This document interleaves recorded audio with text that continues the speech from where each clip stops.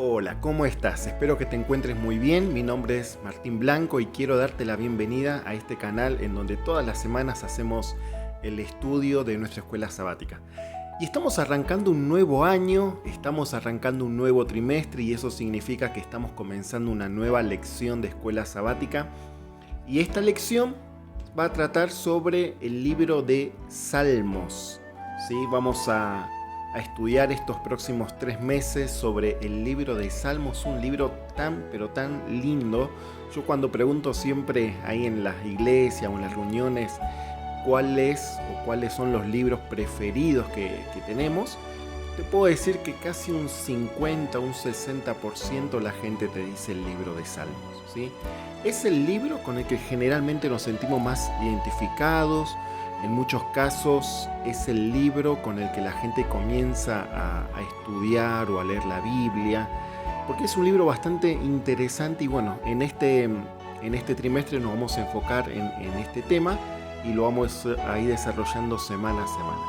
Por eso quiero invitarte a que nos acompañes hasta el final de este video, que te quedes ahí con nosotros, que puedas suscribirte a este canal, que puedas también comentar, dejar tu comentario y que puedas compartir este resumen con tus amigos, con tu clase de escuela sabática, lo puedas compartir también en tus redes sociales. Así que bueno, quédate con nosotros que vamos hasta ahora a hacer el repaso de esta lección. Bien, vamos a comenzar entonces con el repaso de la lección de esta semana. Déjame compartirte algo que aparece en la introducción. La autora se llama Dragoslava Santrag. Ella es doctora en el Antiguo Testamento, es jefa además de redacción de la Enciclopedia Adventista del Séptimo Día en la sede mundial de la Asociación General y es autora del tomo sobre el Salmo 76 al 150 para el Comentario Bíblico Internacional Adventista del Séptimo Día. Obviamente que la autora es una persona especializada en la temática y allí mismo en la introducción de la lección se comparte una cita que fue dicha por el mismo Martín Lutero y él dice lo siguiente, déjame compartirte, lo dice así. Porque cada persona puede encontrar en él, en el libro de Salmos, en cada ocasión, salmos que se ajustan a sus necesidades, que sienten tan apropiados como si hubieran sido puestos allí solo para ella.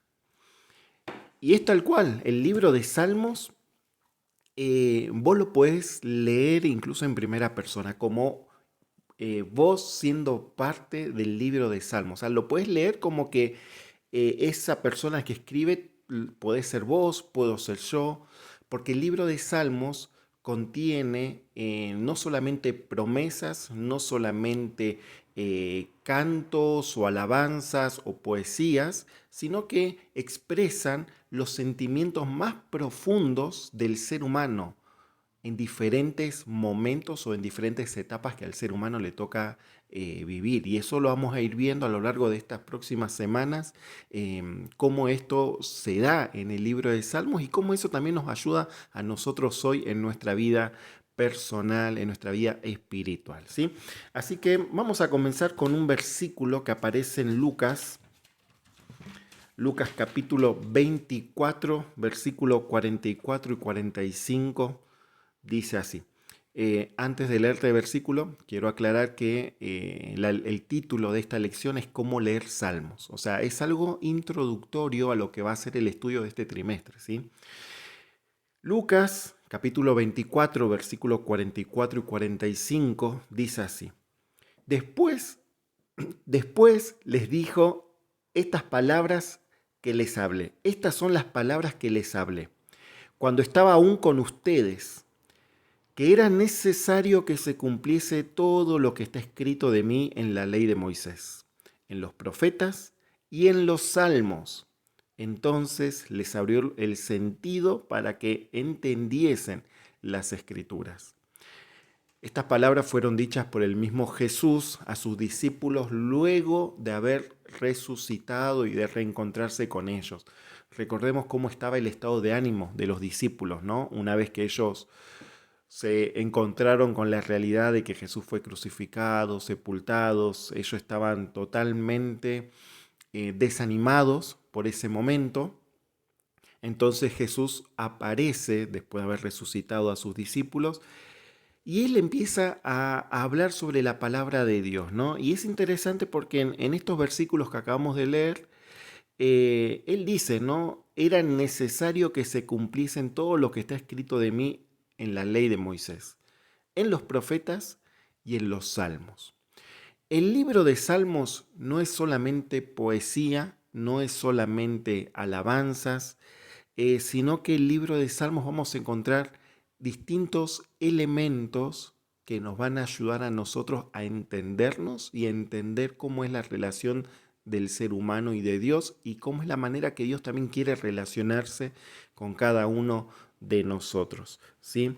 El libro de Salmo no es menos inspirado que el libro de Apocalipsis o que el libro de Daniel o que las mismas epístolas o que los escritos de Pablo, ¿sí? Yo creo que muchas veces el libro de Salmos está un poco infravalorado porque tenemos esa idea de que es poesía, ¿no? De que es algo que al ser un libro sencillo muchas veces nos lleva a desvalorizar el contenido que tiene ahí.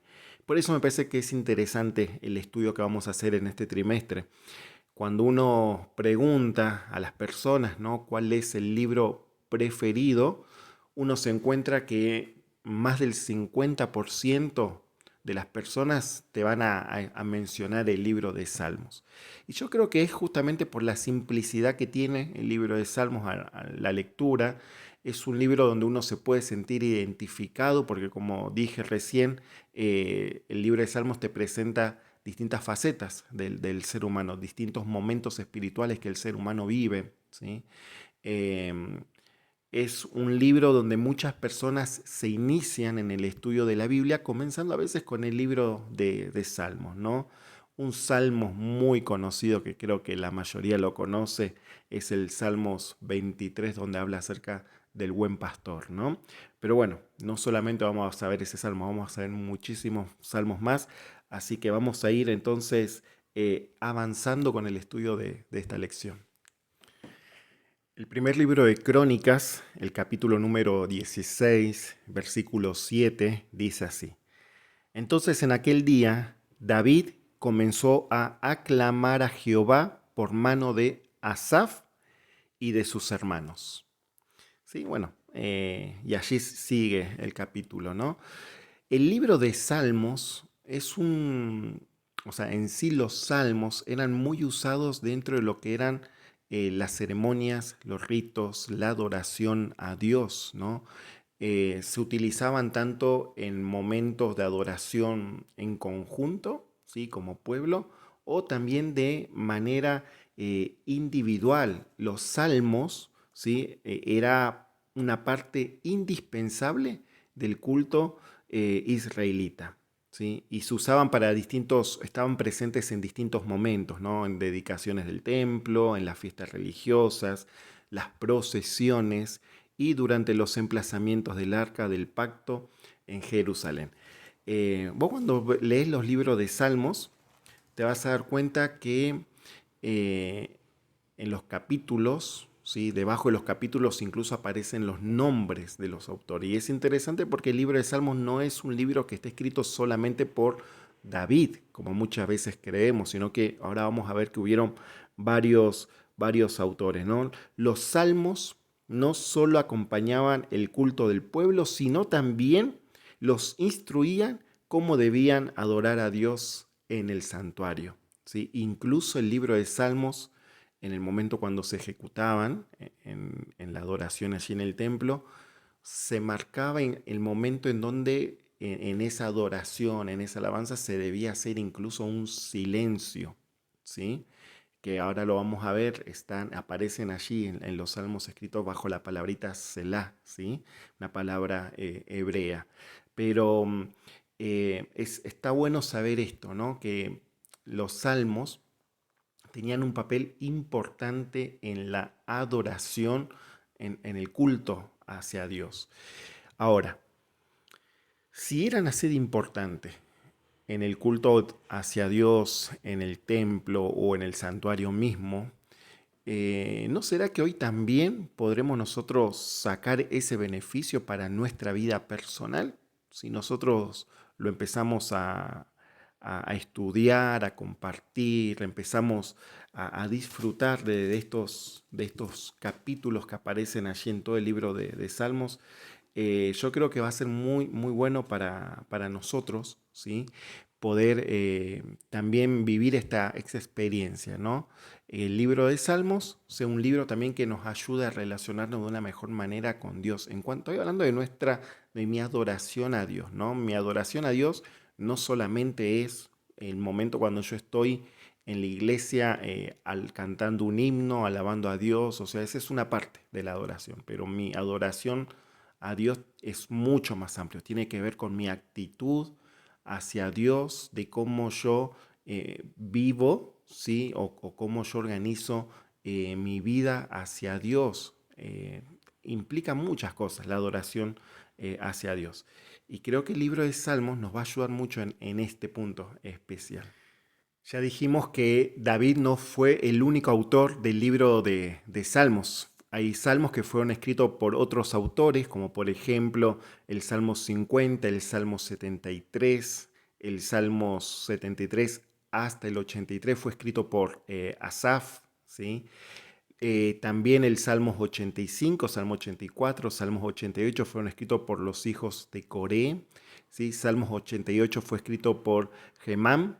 Y así hay varios autores, como por ejemplo Salomón también escribió allí el Salmos 72 y el Salmo 127. El mismo Moisés escribió el Salmos 90. Ellos fueron algunos de los autores que incluso, como decíamos hace un ratito, cuando vos lees allí el capítulo, abajo muchas veces te menciona quién es el autor de esos salmos.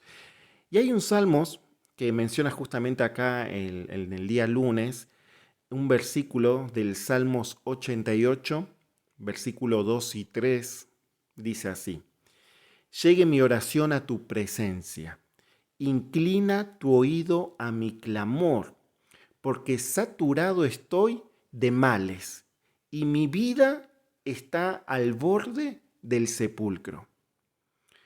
Es impresionante lo que dice este salmo, ¿no? O sea, la persona que escribió este salmo lo que está expresando en ese salmo, ¿sí? Llegue mi oración a tu presencia. Es muy común estas expresiones en el libro de Salmo: escucha, atiende, oye, ¿no? Muestra muy claras las acciones que Dios está dispuesto a hacer por su pueblo y por cada uno de nosotros. Y así también las acciones del ser humano hacia Dios.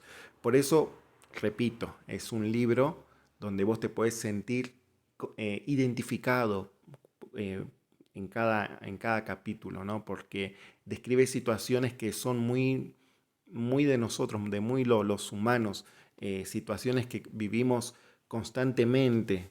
Por ejemplo, en este salmo, el Salmo 88, ¿no? Llegue mi oración a tu presencia, inclina tu oído a mi clamor, porque saturado estoy de males, ¿no? Esta persona que está escribiendo este salmos nos está diciendo que está viviendo situaciones difíciles, situaciones contrarias. Mi vida está al borde del sepulcro, ¿no? Eh, casi que esta persona está muerta, podríamos decir. Por lo menos así lo expresa y así se siente. Hoy en día, ¿cuántas personas comparten este mismo sentimiento, esta misma sensación, ¿no? De estar angustiados, abatidos, cansados, desesperanzados? ¿Cuántas personas hoy en día están que no le encuentran sentido a la vida y que no quieren más vivir, que ven la muerte muchas veces como una salida al sufrimiento que están viviendo? El libro de Salmos habla mucho acerca de esto, ¿sí? David mismo, en varios de los salmos, él expresa sus sentimientos, ¿sí? Donde él suplica misericordia a Dios, donde derrama el arrepentimiento que él está sintiendo, donde busca el perdón de Dios, ¿sí? Entonces, es un libro donde vamos a ver claramente cómo es la relación entre el ser humano y Dios, ¿sí? ¿Cómo podemos nosotros encontrar esperanza y consuelo sabiendo que incluso personas fieles, como los salmistas, lucharon con alguna de las mismas cosas que nosotros? Hoy ya pasaron miles de años desde que se escribió el libro de Salmos y aún todavía seguimos lidiando con las mismas situaciones de aquellas personas, aquellos sentimientos, aquellas situaciones que los llevaba a hacer estos clamores, ¿no? Entonces hoy podemos nosotros también buscar a Dios de esa manera, buscar a Dios con sinceridad, con una necesidad que surja de nuestro corazón, sabiendo que Dios está ahí dispuesto a escucharnos, su oído atento a cada uno de nosotros. Vamos a encontrar en el libro de Salmos distintos tipos de salmos. ¿Qué quiero decir con esto? ¿No? Los salmos todos fueron inspirados por el mismo Dios, pero hay salmos que describen distintas etapas o que fueron usados para distintos momentos, ¿no?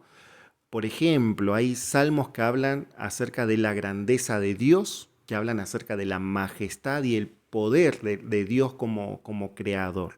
Hay otros salmos que hablan acerca de la gratitud, ¿sí? Hay muchos salmos que expresan gratitud a Dios por ser como Él es, ¿sí? Hay otros salmos también donde hay lamentos, clamores, pedidos de socorro, salmos sapiensales que nos brindan a nosotros orientaciones prácticas para poder tener una vida recta, ¿no? A los ojos de Dios. Y hay salmos que señalan a Cristo como el Rey soberano. Ahora, también hay salmos históricos. El Salmo 105, Salmo 106 son salmos que recorren de manera histórica el pueblo de Israel y van sacando lecciones acerca de lo que se vivió en cada momento, ¿sí? Lo interesante también de los salmos es que los salmos utilizan distintos recursos para que nosotros podamos entenderlos y lograr una mejor interpretación. Se utilizan mucho los paralelismos, el uso de imágenes, como por ejemplo el Salmos 17:8, ¿no? Donde dice, el refugio de Dios se describe como la sombra de sus alas. Sí, son imágenes que se utilizan, ¿no? No es que Dios tiene alas, pero son recursos que nos ayudan a nosotros a lograr entender, ¿sí? La idea allí del salmista. También hay juegos de palabras que tal vez en nuestro idioma, al idioma en que la Biblia originalmente se escribió fue el hebreo, pero al traducirse en el español o en otros idiomas a veces se suele perder un poco este juego de palabras, pero aún así también se pueden percibir, ¿no? Y decíamos también que la palabra Selah, que aparece muchas veces allí en el medio de los salmos, es para poder hacer una pausa en ese momento. En la adoración congregacional donde se utilizaba ese salmos, cuando aparece esa palabra, la palabra Selah, se hacía una pausa. ¿Qué lograba esa pausa? Es justamente lograr un momento de reflexión acerca de lo que se viene diciendo o expresando, ¿sí? Y está bueno que también nosotros, a ver, en la lectura que podamos hacer, si nosotros encontramos esa palabrita, también poder aplicarlo de esa manera, ¿no? También es para lograr una mejor reflexión acerca de lo que estamos leyendo y poder entender de una forma más precisa, ¿no? La palabra de Dios. Las expresiones que encontramos también en el libro de Salmos, hay algunas de ellas que son muy características del libro de Salmos. Encontramos expresiones como, por ejemplo, Dios mío, Señor mío, Rey mío, ¿sí? Esto aparece en el Salmo 5, versículo número 2. También hay expresiones donde se dice, oye mi oración, mira, respóndeme, líbrame. Estas son expresiones de una persona que ora a Dios, que busca respuesta, que busca volcar lo que está teniendo en ese momento en el corazón, de volcárselo al Señor, ¿no? Me gustan mucho estas expresiones porque nacen de una necesidad, ¿sí? De una necesidad de ser escuchados, de una necesidad de confesar algo, ¿sí? En los salmos se refieren obviamente a Dios, ¿no? Pero esta necesidad que el ser humano ya de por sí tiene, o sea, que tenemos, está bueno que lo podamos nosotros entender, ¿no? En los salmos vamos a encontrar mucho de estas expresiones. Escucha, Señor, mi oración, atiende mi clamor. Son necesidades que muchas veces tenemos, ¿no? Eh, a ver, yo quiero que podamos entender esto. Nosotros como seres humanos necesitamos ser escuchados. Nos hace bien, ¿no? Que alguien venga, te escuche, que vos puedas abrirle tu corazón, que puedas contarle lo que estás pasando, tus preocupaciones. Está buenísimo que lo puedas hacer.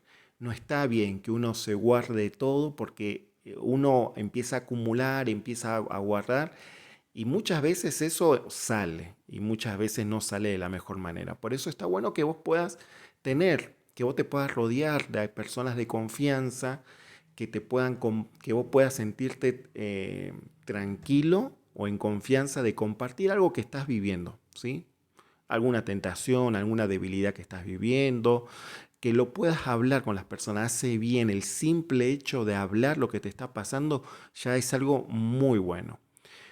Y también quiero hablar esto ahora hacia el otro lado. Si a vos viene una persona y te comparte su intimidad, te cuenta lo que le pasó, te cuenta lo que le pasó con otra persona, o sea, te lo está contando eh, como algo confidencial. ¿Qué significa eso? Que te lo tienes que guardar para vos. No, eso que te confiaron a vos no tiene por qué salir de tus labios, ni cuando vos pidas para orar por una persona, especialmente por esa persona que te contó eso, tampoco hace falta dar muchos detalles. ¿Sí? A veces nosotros en los momentos de oración, ahí es donde decimos, bueno, oremos por fulanito, que está pasando este problema, y bueno, de alguna forma empezamos a exponer a las personas, ¿no? Nosotros tenemos que guardar todo en un marco de intimidad, de confidencialidad, las cosas que nos comparten a los demás, ¿sí? Nos hace bien compartir a los demás lo que nos está pasando.